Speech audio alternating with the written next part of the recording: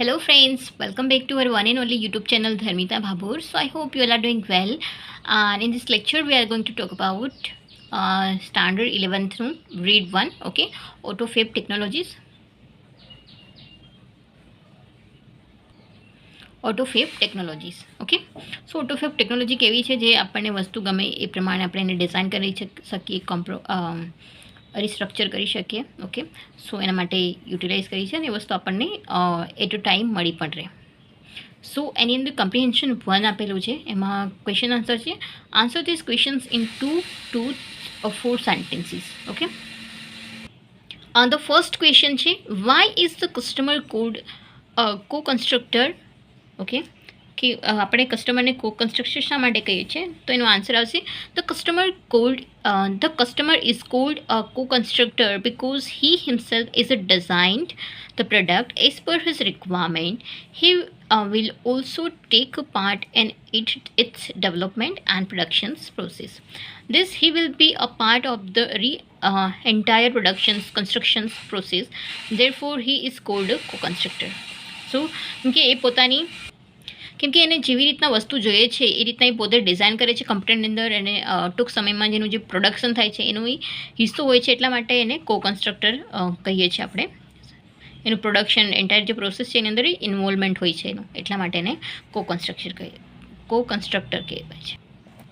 The second question is how will AutoFab reduce demand of replacement.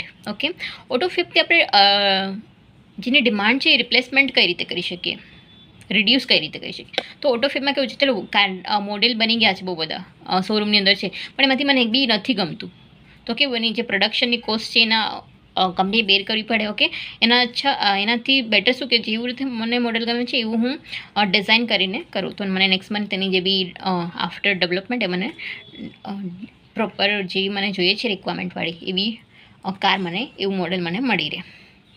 સો અહીંયા છે with AutoFab technology the product will be well designed according to the expectations of customers. The automated methods of inspections and the assembly will improve the quality and the durability of product. Okay, આજે હું જાતે કોઈ વસ્તુ બનાવું, મતલબ design કરું છું, તો એની જે ક્વોલિટી છે, એની જે ડ્યુરેબિલિટી છે, કઈ ટકા વસ્તુ હું બનાવી શકું, એની ક્વોલિટી છે, સારી ક્વોલિટી વસ્તુ યુઝ કરીશ. This product produced things will be last longer than earlier ones. Therefore, there will be a decline in need for the replacement. Okay, so આપણને અગર મને જોઈએ છે એવી ટકાઉ પ્રોપરલી ક્વોલિટીવાળી, મને જેવું ગમે છે એવું મોડલ, બધી વસ્તુ મને પ્રોપરલી મળી જાય છે, તો હું એને બહુ ટાઈમ સુધી યુઝ કરી શકું. ઓકે, એનું રિપ્લેસમેન્ટ જલ્દી મને નવી કાર બીજી જોઈએ છે એવું હું ના કહું. ઓકે, સો એ રિડ્યુસ કરે છે એની ડિમાન્ડને. કોણ? AutoFab technology. The third question is how will AutoFab boost the local commerce. Okay, how AutoFabથી કઈ રીતે લોકલ જે વ્યક્તિઓ છે એનું પ્રોડક્શન પ્રોપરલી થઈ શકે. Okay, in mass production which is force today. Okay, things are produced keeping in view general utility norms. In AutoFab, things will be produced according to the expectation, need, and individual utility norms. So, mass production units will be lost their economic advantages. Okay, so શું થશે કે એનું જે માસ production છે એ કરવાનું બંધ થઈ જશે, કેમ કે બધાની અલગ અલગ રિક્વાયરમેન્ટ આવે છે, અલગ અલગ એક્સપેક્ટેશન આવે છે, એ પ્રમાણે લોકો મોડેલ બધી વસ્તુ તૈયાર કરે છે. ઓકે, સો એનું જે માસ પ્રોડક્શન છે, માસ એની ઇન્કમ છે, ઇકોનોમિક છે, એ બંધ થઈ જશે. Okay,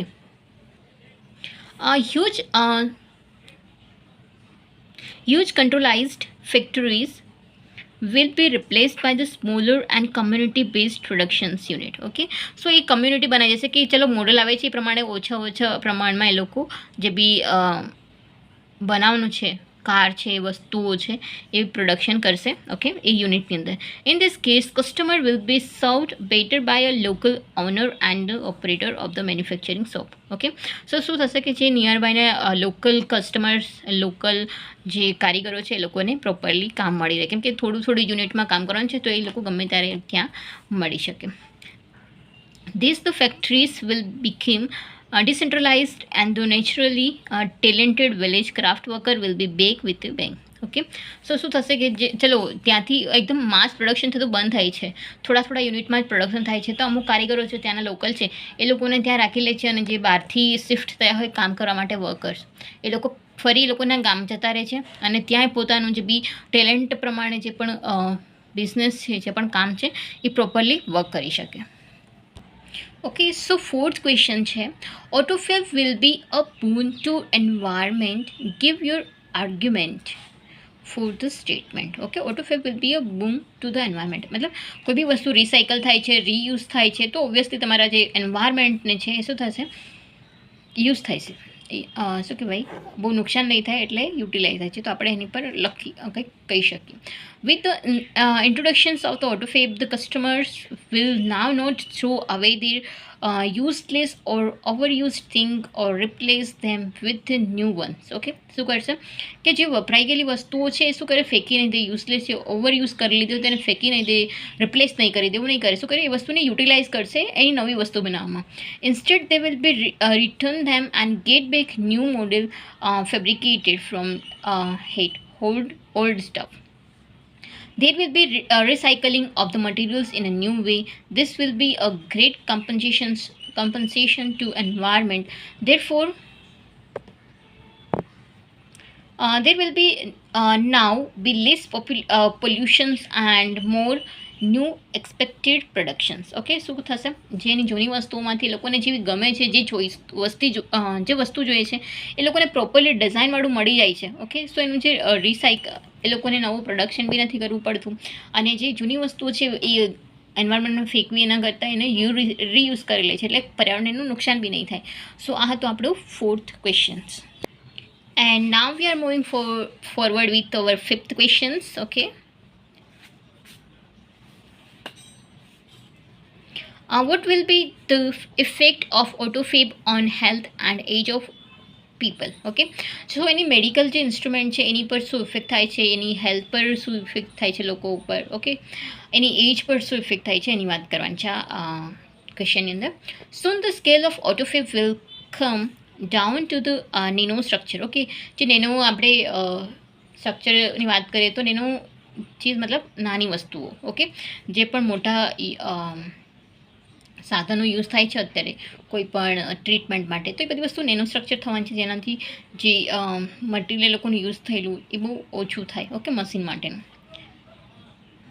than the size of newly manufactured instrument will be a very small. કેવી હશે, નાની હશે, તે લોકોને રૂમના ખર્ચા બધા ઓછા થશે. It will be possible to reconstruct permitted tissues and even reversal of mature tissues decay will be down. Okay.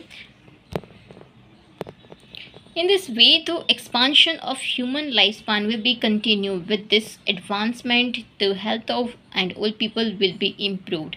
People will get an opportunity to get the ability to painlessly redesign their bodies. Okay, કોઈ પણ વસ્તુ છે restructure કરવું, કોઈને કોઈ તકલીફ છે તો એ નેનો સ્ટ્રક્ચરવાળાથી પણ સાધનો છે યુઝ કરીને પોતાની બોડીને પ્રોપરલી મેન્ટેન કરી શકે છે. ઓકે, એના જેની લાઈફ સ્પાન છે એ પણ વધશે, પેનલેસલી લોકો જે કોઈને કંઈ દુઃખ દર્દ હોય એ પ્રોપરલી એને સર્વાઈવ કરી શકે. સો આ હતું આપણું comprehension C1. Okay, so thank you very much for watching this video. I hope કે તમને 5 ક્વેશ્ચન પ્રોપરલી સમજાયા હશે. એમના અલગ અલગ વિશે વાત કરી છે, લાઈક હ્યુમન, એનું જે મેડિકલ વિશે વાત કરી છે, એના રિસાયકલ બિન વિશે વાત કરી છે, બહુ બધી વસ્તુ છે AutoFabની. ઓકે, so thank you very much for watching this video. Please like, share and subscribe the channel. Thank you very much. Have a good day. Keep learning, keep watching. Bye bye. Take care.